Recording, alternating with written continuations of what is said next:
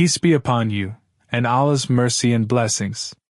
The grand hall of the International University in Amsterdam was bathed in the soft, golden hues of dusk.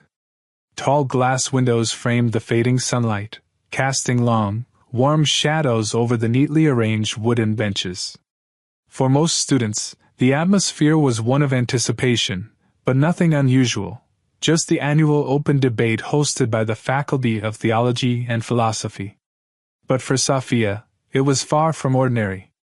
Safia, a 19-year-old Indonesian student in her 6th semester, adjusted the folds of her dark blue veil, which framed her calm, focused face.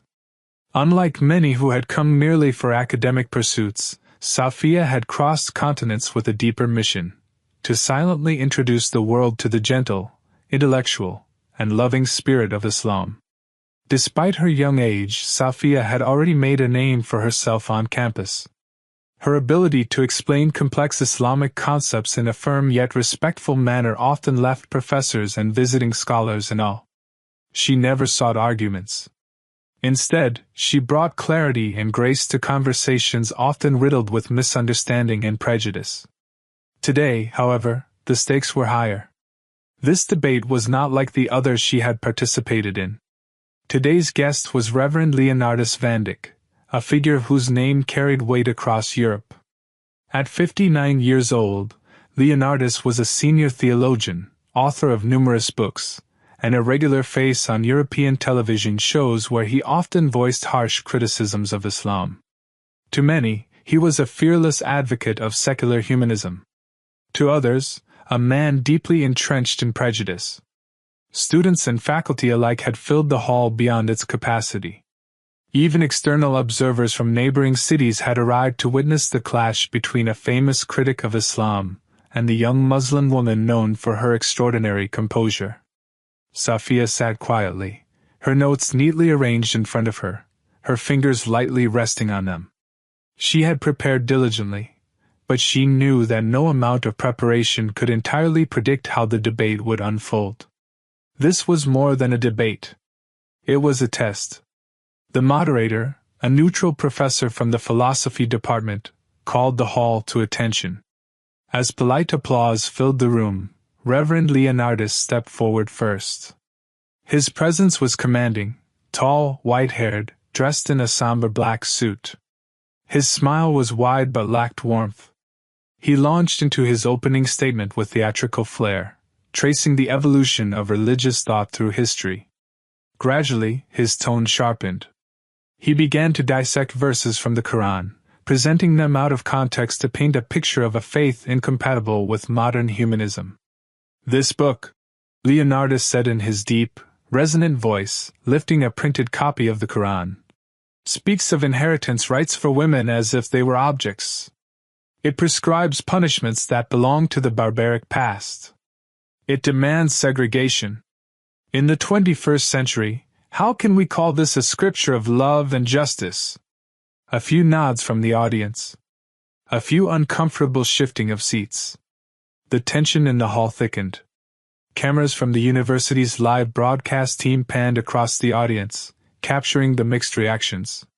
Safia lowered her gaze momentarily, breathing deeply. She flipped open her small notebook, scanned her points, and whispered a silent prayer. When the moderator signaled her turn, Safia rose from her seat, her heart calm, her mind sharp. She greeted the audience with a warm salam and a gentle smile. "I would like to begin," she said, "by thanking Reverend Leonardus for his perspective. Criticism, when done respectfully, forces us to reflect more deeply. However, context matters. Without understanding the historical, linguistic, and narrative contexts of any scripture, we risk serious misinterpretation." Her voice was neither defensive nor aggressive. It was calm, clear, and captivating. Safia began laying out her arguments logically, starting with the foundations of moral philosophy.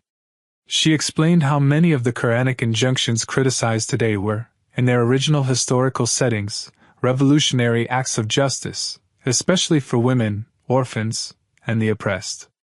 Every word was carefully chosen, like arrows wrapped in velvet, piercing yet gentle. She didn't retaliate against Leonardus personally, she responded to ideas, to misunderstandings. She spoke not just with data, but with heart. We cannot judge a verse by extracting a single fragment, Safia continued, her voice steady. Just as we cannot judge a novel by reading a single paragraph without knowing the whole story. The room, once tense, began to shift. Heads nodded thoughtfully.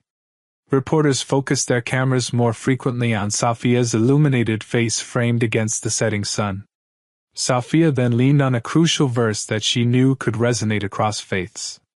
In the Qur'an, Allah says in Surah Al-Baqarah, verse 256, "There is no compulsion in religion."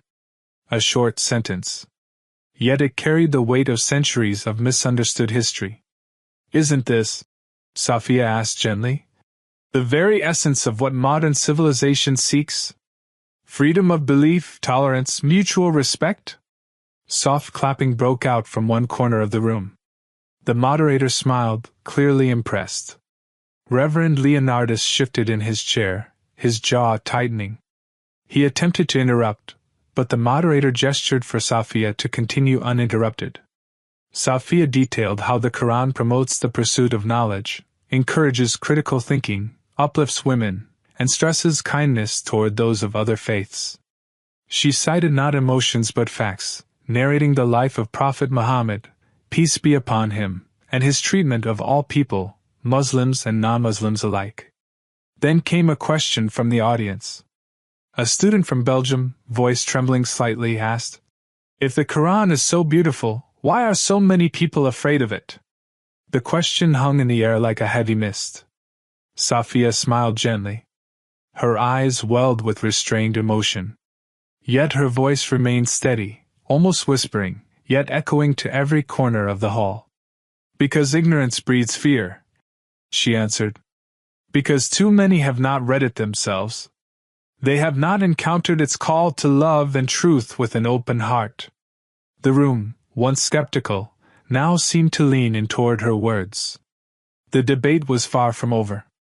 Nightfall began to wrap Amsterdam in its chilly embrace, but inside the hall, a different kind of light was beginning to dawn. Hundreds of pairs of eyes were seeing not just Safia, but through her, the Quran itself, in a way they never had before. And far beyond the university hall, thousands watching online were already beginning to type in the comments. "I want to learn more about Islam. I never knew the Quran said that. I feel something. I can't explain." What Safia didn't know yet was that this evening was about to change not just her life, but the course of many lives across Europe. The atmosphere inside the debate hall had shifted dramatically. When Safia returned to her seat, she felt a subtle change in the air, as if the heavy walls of prejudice had started to crack. Some students stared at her with new respect, while others wore confused expressions, struggling to reconcile what they had heard with their preconceptions. Reverend Leonardus adjusted his notes, stiffly. For the first time in years, he wasn't in full control of the room. His usual strategy of quoting fragmented verses and weaving a narrative of fear was crumbling, not because he was directly attacked, but because a young woman, with a heart full of sincerity, had gently dismantled it with truth. Leonardus cleared his throat, regaining his composure. He leaned forward and spoke into the microphone. "Young lady," he said, voice heavy, "it is easy to quote verses about tolerance. But what about the verses that call for violence? What about punishments that seem medieval? Are you suggesting these were once just, and that we should accept them now?" A few murmurs spread across the audience. Some nodded, eager to see how Safia would handle the pressure. Safia stood up again, holding a copy of the Quran close to her chest. She didn't show any sign of anger or frustration. Only calm resolve. "With respect, Reverend," she said, "I never claimed we should accept all historical punishments today without context. Islam introduced laws gradually into a world that was brutal beyond imagination. Those laws, at the time, brought regulation where chaos reigned, mercy where cruelty ruled. To read them without historical context is to miss the entire point of their revelation. She paused, letting the words sink in. In the 7th century, the world was steeped in violence. Islam came to regulate, to soften, to educate hearts. And over time, as societies evolved, Islamic jurisprudence allowed for adaptation, always based on the principles of justice, mercy, and wisdom.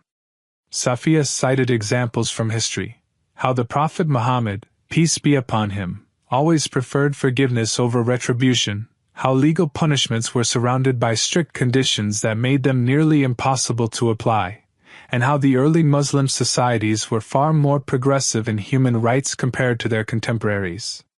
She then made a bold point. If we applied 21st century standards to 7th century laws, it's like judging the ancient abolitionists who fought against slavery by modern standards of democracy and human rights. We must appreciate the revolution for what it was in its time, and how it planted seeds for universal values we all cherish today. A heavy silence fell over the room. Leonardus looked at her, searching for a crack, an inconsistency. He found none. Instead, a student from the audience, a philosophy major by the look of his notes, raised his hand. The moderator allowed him to speak. If that's the case, the student asked, how does Islam continue to adapt today? If Islam is truly timeless, shouldn't it guide humanity now without being tied to ancient practices? Safiya smiled, relieved. It was an honest question, not an attack. Yes, she said, and that's the miracle of the Qur'an. It speaks in principles. Justice, mercy, truth. Those principles are eternal. The specific applications can adapt with time, as long as the spirit of justice and the moral foundation remain intact. She leaned in slightly, her voice softening. Islam is not frozen in the 7th century. The Quran encourages reflection, contemplation, reasoning. It asks humanity to think.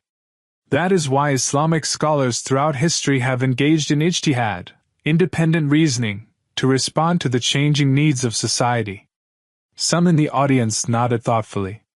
Even among the skeptical, walls were slowly crumbling.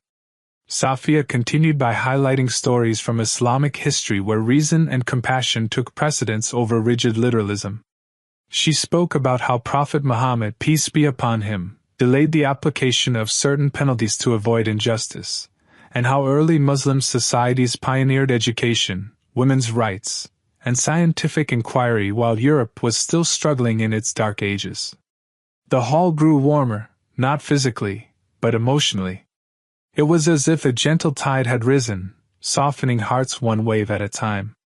Leonardus, however, was not ready to concede. His next tactic was more aggressive. He accused the Quran of lacking a consistent narrative of love, unlike, according to him, the Gospels. He suggested that Islam's concept of God was based more on fear than love. Safiya didn't rush to reply.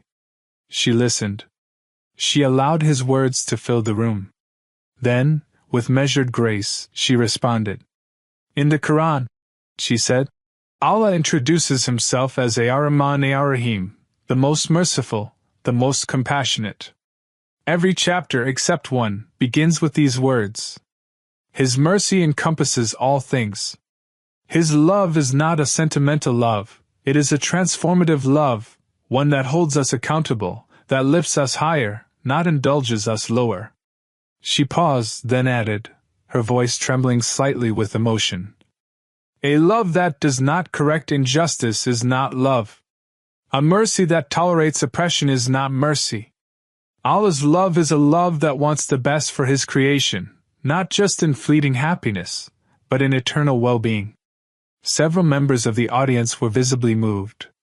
Some lowered their heads. Some wiped their eyes discreetly. And somewhere, unnoticed at the edge of the crowd, a young man, Thomas, a doctoral student in philosophy, leaned forward, hanging on to every word Safiya spoke. The debate formally ended with applause from the audience. Not thunderous applause, no, but deep, respectful clapping that rose and fell like a collective sigh. The moderator thanked both speakers. Reverend Leonardus exited the stage with a tight jaw, his face flushed, carrying his briefcase stiffly. Safia, however, remained behind for a moment, offering a soft smile and a small bow to the audience. As she left the hall, students rushed toward her, not to argue, but to ask questions, to seek clarification, to express wonder. And far away, beyond the walls of the university, the live-stream chat exploded with messages. I never heard Islam explained like this. I want to read the Qur'an myself now. Maybe. I've been wrong all this time. Safia didn't stay long. She retreated to a quiet corner of the campus mosque, sitting on the cold carpet, whispering a prayer of gratitude. She knew that tonight wasn't about winning a debate. It was about opening a door. And now, by Allah's will, that door had been opened, and no force on earth could easily close it again. Night had fully descended over Amsterdam. Street lights shimmered along the canals, casting long reflections on the quiet water. But inside the walls of the International University, the aftershocks of the debate continued to ripple through every corner. Students gathered in small groups in the corridors, whispering excitedly. Lecturers huddled in serious conversation, some nodding thoughtfully, others frowning with unease. Across social media, clips of the debate were spreading like wildfire. Yet Safia stayed away from the noise. After offering her evening prayer at the small campus mosque, she sat quietly against the wall, her eyes closed, her heart whispering endless gratitude to Allah. She had not intended to shake the walls of the institution.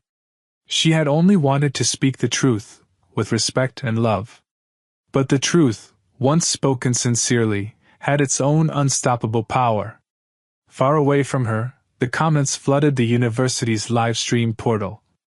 I've never seen a Muslim speak like that.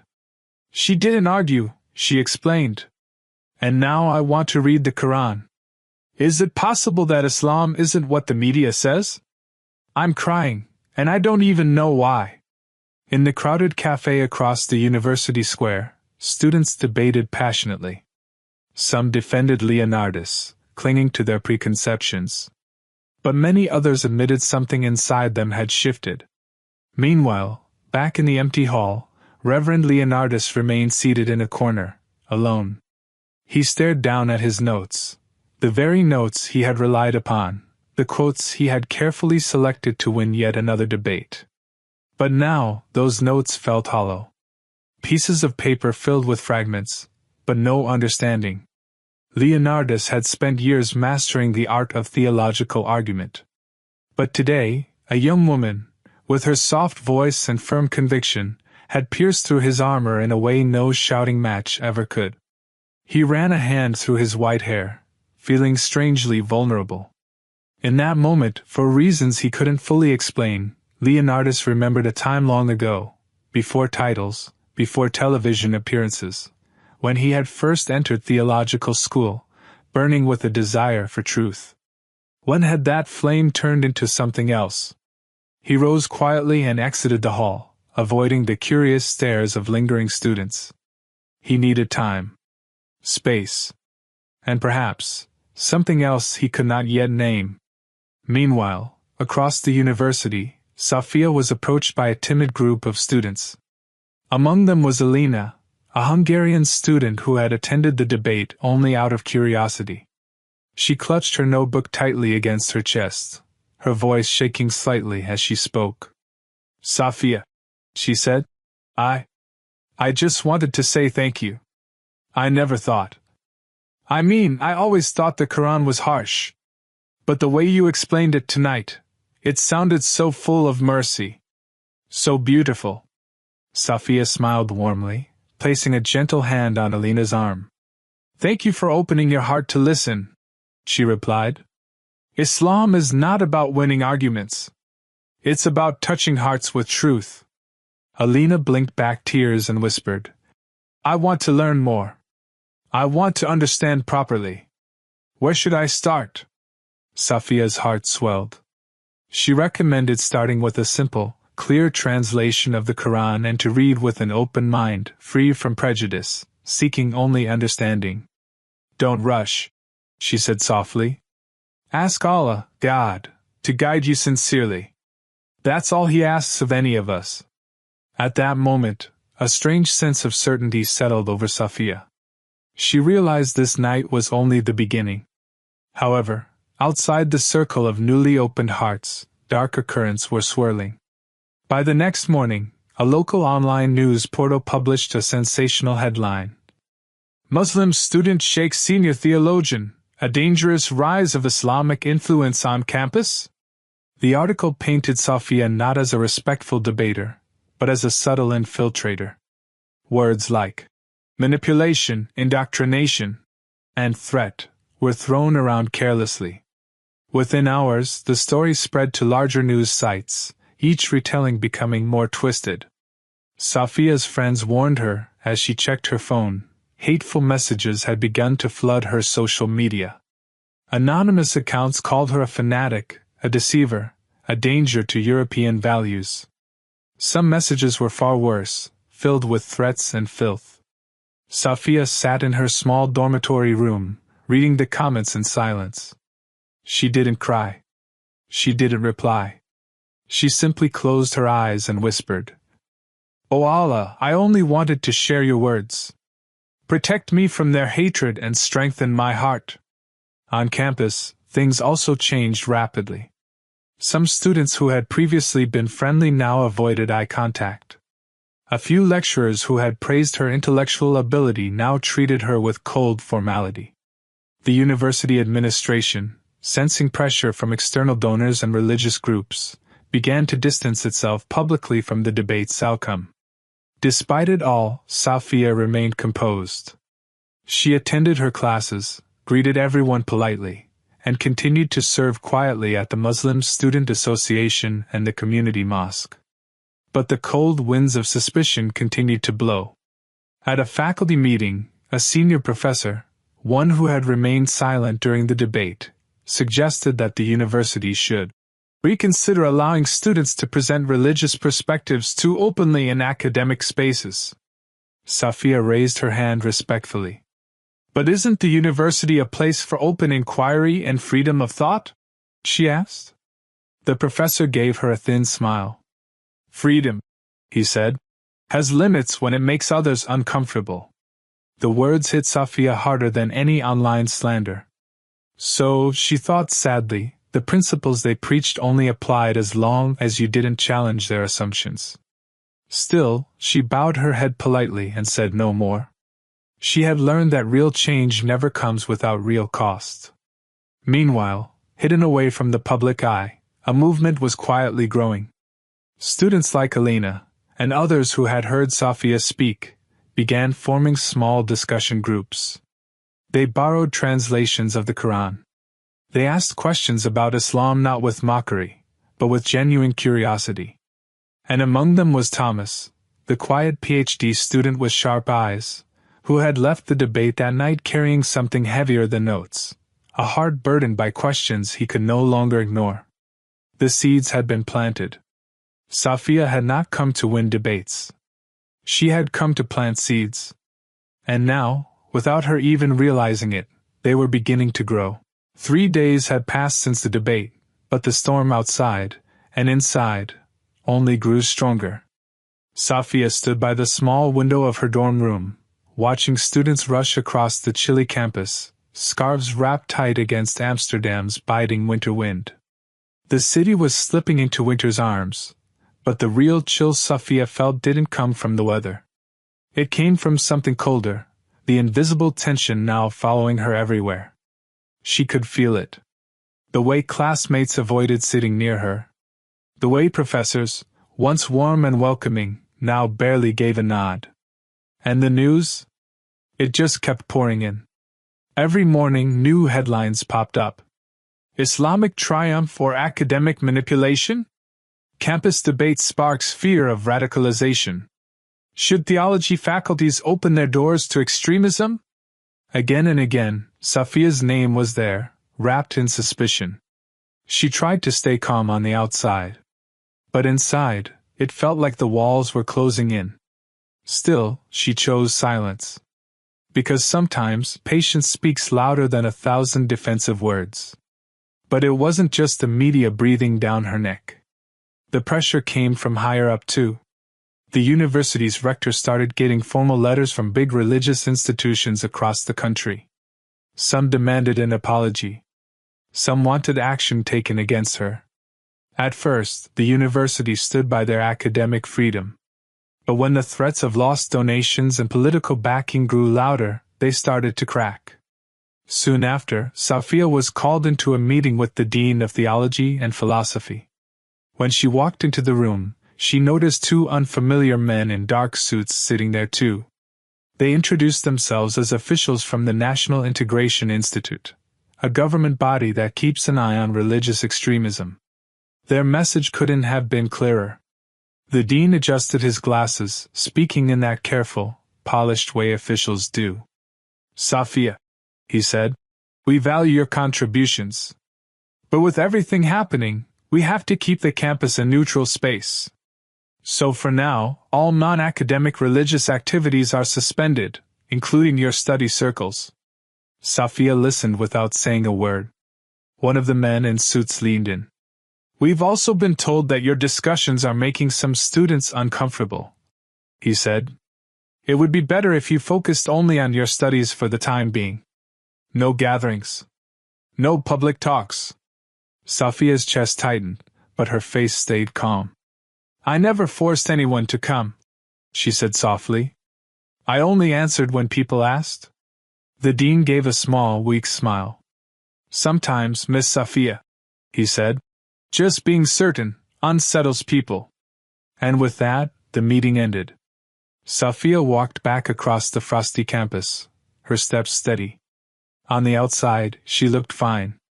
But inside it hurt, not because of what they did to her, but because she realized something deeper.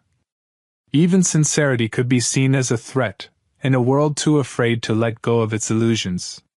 That evening, as Safia got ready to teach a small Qur'an session at the mosque near the canal, something happened that shook her even more. While walking through a quiet alley, a black car pulled up beside her.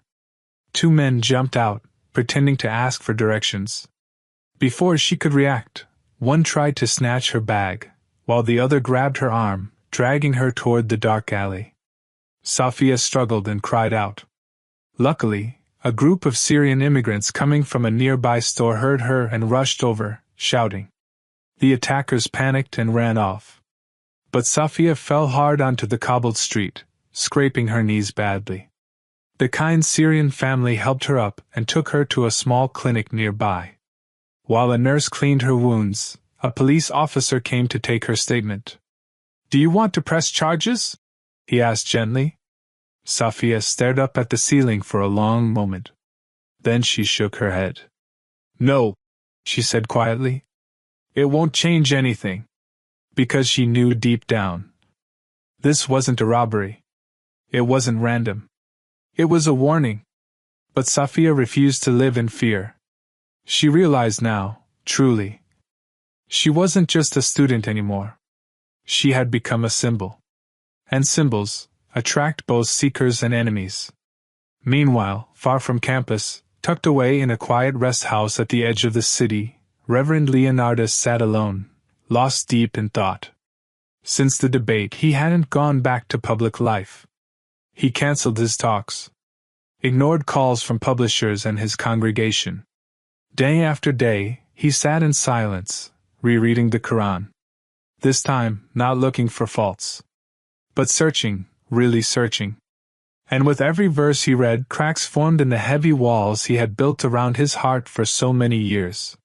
One cold afternoon, when the pale sun barely touched the sky, Leonardus walked into a small mosque by the canal, the same mosque where Safia often taught. An old Bosnian imam, visiting the city for a few months, welcomed him kindly. Leonardus's voice trembled as he spoke. I just want to understand," he said. "Not as a priest. Not as a debater. Just as a human being." The imam smiled and placed a worn, green-covered Qur'an in his hands. "Then begin here," he said gently. "Not with your mind. With your heart. Leonardus held the book tightly against his chest, feeling a weight unlike anything he'd ever known. Not the weight of duty. The weight of a soul finally searching for home. Back on campus, Safia's world kept shrinking. Rooms she once used were locked. Students were warned, no unofficial gatherings. Notices kept coming. Please refrain from independent lectures. But even as the official doors closed, new doors opened. Quietly, students started coming to her. One by one. No banners. No noise. In libraries. In small cafes. In quiet parks by the canal. They asked about life. About faith.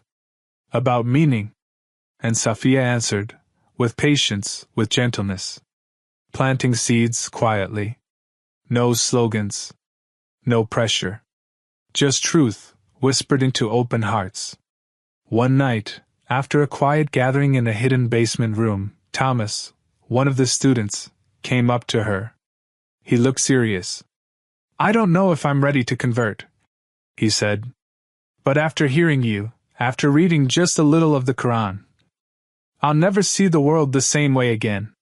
Safia smiled, her heart soft. That's how it begins, she said. And she knew. Deep down. This wasn't just a debate anymore. It was a revolution of hearts. And it had only just begun. Safia sat quietly by her window, the small desk lamp casting a pool of warm light across her Qur'an and notes. Outside, the wind howled down the narrow streets of Amsterdam, tugging at the bare branches along the canal. Winter was settling in. But it wasn't the cold that troubled her. It was the creeping sense that forces much colder, much more dangerous, had turned their eyes toward her. She had tried to keep her head low after the attack. She stayed away from public spaces, avoided unnecessary gatherings, and focused quietly on her coursework. But whispers continued to rise like smoke through the university halls. Some students gave her wary glances. Some professors spoke her name in hushed tones. A few openly questioned whether she had manipulated the debate to trap Reverend Leonardus. Safia said nothing.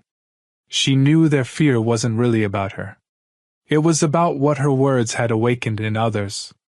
Because no matter how hard they tried to smother it, something had begun to stir. Students who had once sat silently in theology classes were now asking uncomfortable questions. Philosophy students debated late into the night, discussing concepts they had once dismissed. The library's few copies of the Qur'an were suddenly checked out and never returned.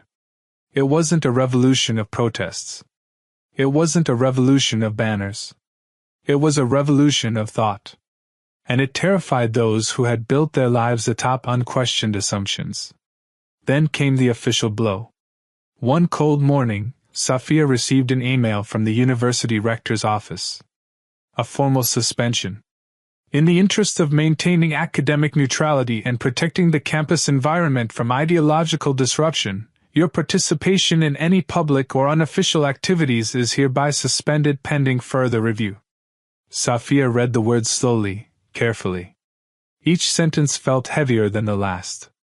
It wasn't just about stopping her from teaching. They wanted her silent. Invisible. Forgotten. She closed her laptop quietly and whispered a prayer. "O Allah, if you brought me here for a purpose, strengthen me to see it through." Later that day, she packed a small bag and walked to the community mosque by the canal, the same place where Leonardus had recently appeared, seeking truth. She found solace there among the warm prayer rugs and the faint smell of old wood. There she met with a small group of students, Alina, Thomas, and a few others, who had refused to let fear drive them away. They sat cross-legged on the carpet, sharing tea and quietly discussing the Qur'an and its meanings. Safia spoke only when asked. She answered with patience, never pushing, only offering doors that others could choose to walk through. It was during one such quiet gathering that they heard the news. A short video had been uploaded to an independent media channel. A grainy but steady clip. Reverend Leonardus, sitting alone in a modest room, looking straight into the camera. His voice was steady, but his eyes were heavy with emotion. "I am Leonardus van Dyck," he said. "I served as a priest for over 30 years. I debated, I argued, I fought against Islam for much of my life. But today, I must confess something." He paused, as if struggling to find the right words. "I have found truth in the very book I once mocked. I have found peace where once I only saw fear.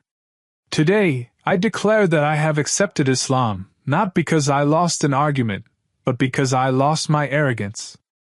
I chose to open my heart, and in doing so, I found the light I had sought all my life." The video ended quietly. No music. No applause. Just silence. Within hours, the internet exploded. Some celebrated. Some wept. Many raged. News outlets scrambled to explain how such a pillar of Christian thought could betray his tradition. Religious leaders condemned him. Politicians called it a sign of growing extremism. Radical media outlets declared war against the silent infiltration. And at the center of it all, whether she wanted it or not, was Safia. Though Leonardus never mentioned her name, the public quickly connected the dots. The debate. The humiliation. The soft-spoken girl who had defeated the great Reverend. Safia's social media accounts were flooded again, this time not only with threats, but with desperate messages too. People asking for copies of the Qur'an. People asking to meet her. People asking simply, "What should I do next?" She wanted to reply to everyone. But she knew she couldn't. Instead, she focused on her small circle. On Thomas. On Elena. On the handful of others who had quietly begun their own journeys toward the truth. But darkness was gathering too. One evening, as Safia prepared to leave the mosque, a man in a black coat handed her an envelope. No words. Just a cold look before disappearing into the night. Inside the envelope was a simple message, printed in block letters. "Leave now. Before it's too late." Safia sat down slowly on the mosque steps, the letter trembling in her hand. For a long moment, she said nothing. Then she folded the paper neatly, tucked it into her bag, and whispered, "I have nothing to fear but losing Allah's pleasure." And she rose, stronger than before. Because Safia understood something now. She wasn't fighting people. She wasn't fighting institutions. She was fighting darkness. And the only weapon against darkness is light. No matter how fiercely the storm raged outside. As long as she kept that light burning inside her, the darkness would never win. The bitter wind howled outside as Safia lit the small heater in the cramped basement room of the old library. It wasn't much, just a dusty, forgotten space with broken shelves and creaky floors. But tonight, it was a sanctuary. Around her sat a small group, Thomas, Alina, and 4 others, young seekers with notebooks in hand, eyes wide open, hearts quietly burning. No one spoke loudly. No banners, no announcements. Just soft whispers and the rustle of pages as they discussed the verses Safia had assigned them last week. It had become their rhythm. Every few nights, when the university halls emptied and security grew lax, they would gather here in secret to explore the Qur'an, honestly, fearlessly. Safia never lectured. She guided. She asked them what they felt when they read the verses. She asked them what questions arose in their hearts. She encouraged them to wrestle with the meanings, to bring their doubts and fears into the open, where light could reach them. Tonight they discussed verses about justice, how the Qur'an insists on fairness even against oneself or one's own family. Thomas, usually quiet, raised his hand. "It's strange," he said slowly, "but the more I read, the more I feel like I've been blind my whole life. Like I thought I knew what justice was, but I never really did." Safia smiled gently. "True justice," she said, "starts inside the heart, before it can ever be applied outside." A deep, thoughtful silence followed. The kind of silence that doesn't need filling because it means something is growing beneath the surface. But the peace didn't last long. As Safia packed her books after the session, the heavy basement door suddenly burst open. 2 campus security officers stormed in, their flashlights sweeping across the room. Their faces were stern, rehearsed. "Everyone stay where you are," one barked. "This is an unauthorized religious gathering. It's a violation of university policy." Safia stood calmly, shielding the others behind her. Her heart raced, but her voice remained steady. "We're discussing philosophy and scripture," she said. "Nothing illegal. No incitement. Just learning." But it didn't matter. The officers handed Safia an official warning letter, stamped with the university's seal. "Any continued violation will result in disciplinary action up to and including expulsion. No appeals. No room for dialogue. Only cold bureaucracy." The group dispersed quietly under the watchful eyes of the guards. No one dared speak until they were far from campus grounds. Later that night, sitting alone by her window once again, Safia read the letter over and over. They weren't just trying to stop her anymore. They were trying to erase her. And she knew the warning wasn't truly about university rules. It was about fear. Fear of losing control over minds that were waking up. Safia closed her eyes and whispered, "Oh Allah, they can shut down rooms. They can lock doors. But they cannot lock the hearts you have opened." Meanwhile, far from the university, in a small rented apartment, Reverend Leonardus sat with the old Bosnian imam. He had spent the past few weeks away from cameras, media storms, and political threats. In that time, he had slowly begun to shed the heavy armor of pride that had defined him for so long. And now, under the faint glow of a simple lamp, he recited the Shahada. "Ashhadu an la ilaha illallah, wa ashhadu anna Muhammadan Rasulullah." Tears streamed down his weathered cheeks. It was not the voice of a defeated man. It was the voice of a soul finally at peace. The imam embraced him warmly. "You are not entering into a war," he said. "You are entering into mercy." Leonardus smiled through his tears. He had lost his titles, his congregation, his career. But he had gained something infinitely greater. A heart anchored in truth. Back on campus, Safia faced a different kind of battle. The hate campaigns against her intensified. Anonymous social media accounts spread fake stories. Fabricated screenshots. Edited video clips that twisted her words out of context. One viral post accused her of plotting to turn the university into an Islamic stronghold. Another claimed she was recruiting students for an extremist underground movement. None of it was true. But truth didn't matter in a world eager for scandal. Worse still, some of her closest friends, the ones who had once praised her brilliance, began to withdraw. Polite excuses, missed meetings, cold silences. It hurt more than the public attacks. Because betrayal from those you trusted leaves deeper scars than stones thrown by strangers. Safia bore it all with patience. She never responded with anger. She never defended herself publicly. She simply returned to her small circle, her secret study sessions, her whispered Dawah to open hearts. Because she understood now more than ever. This wasn't about her reputation. It was about the message. One evening, after another secret gathering, Thomas stayed behind. He fidgeted nervously before speaking. I think I believe," he said finally, voice cracking. "I think I want to become Muslim. But I'm scared.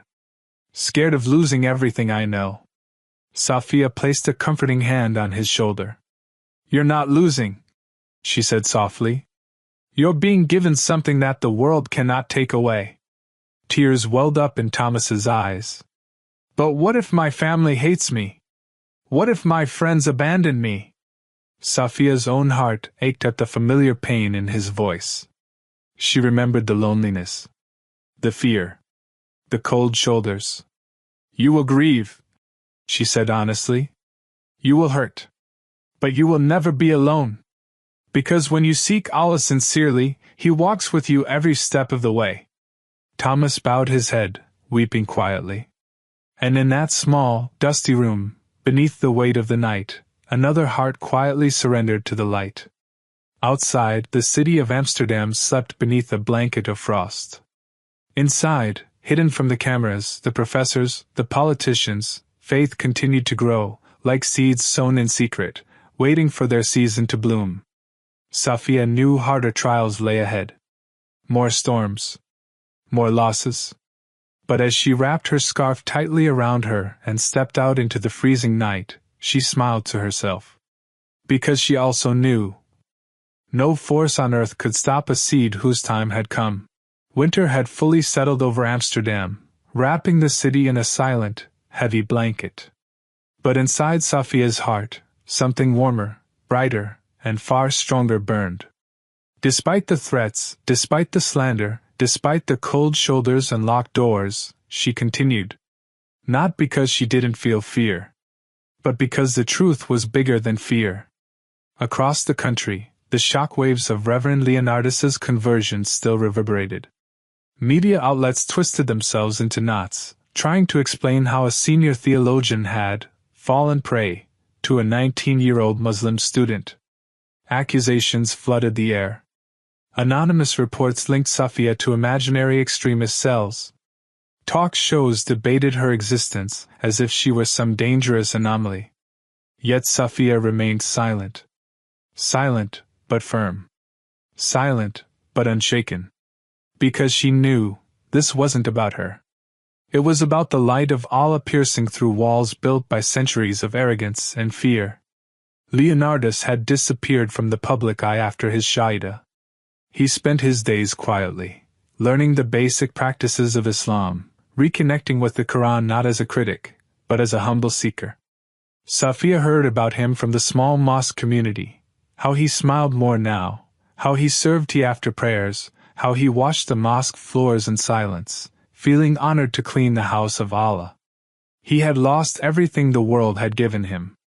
But he had found everything the soul could ever need. Back at the university, Safia's situation grew worse. Her official suspension turned into a thinly veiled expulsion. She received another anonymous warning letter. Leave while you still can. Friends abandoned her. Professors avoided her. But strangers touched by her sincerity, began to seek her quietly. Some sent handwritten notes, slipped under her door. Some asked for Quran translations. Some just wrote, "Thank you for opening my heart." Even Stefan, the former journalist, sent a brief message. They're afraid because they know what you carry is real. One evening, as Safia packed her few belongings into a single suitcase, a soft knock came at her door. It was Alina, tears trembling in her blue eyes. "I can't stay silent anymore," she whispered. "I want to embrace Islam. Please, help me." Safia's heart swelled with gratitude. Together, in the quiet of that tiny dorm room, Alina recited, "Ashhadu an la ilaha illallah, wa ashhadu anna Muhammadan Rasulullah." A new light entered the world that night. Unseen by cameras. Uncelebrated by crowds. But recorded forever in the heavens. Safia knew it was time to leave the university. Not because she was defeated, but because her mission there was complete. She handed in her final resignation letter without fanfare. She left without press conferences, without interviews. She walked away with her head high, her heart full, her spirit light. Because she understood something that her enemies never could. You cannot expel light. You cannot silence sincerity. You cannot stop a heart once awakened.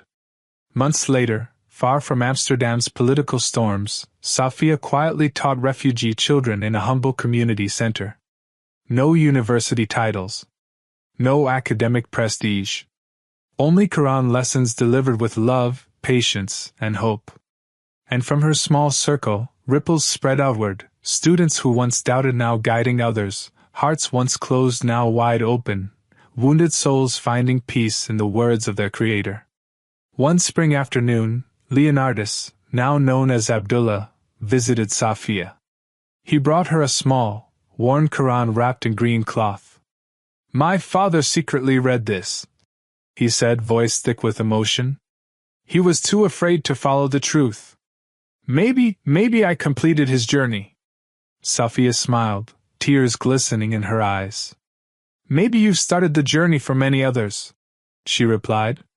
They sat quietly together, watching the river flow by, two souls from different worlds, united by the one who made all hearts. As the sun dipped below the horizon, painting the sky in fiery orange and gold, Safia whispered a prayer. "O Allah, make me a servant of your light. Even if the world turns against me, even if I walk alone, let me carry this light until my last breath." And somewhere, unseen but surely witnessed by the angels, the world shifted again. Because when even one heart sincerely seeks Allah, when even one soul surrenders in honesty, the whole world becomes a little less dark. Safia never sought fame. She never sought titles. She simply lived the truth. And in doing so, she changed more than just a university. She changed destinies,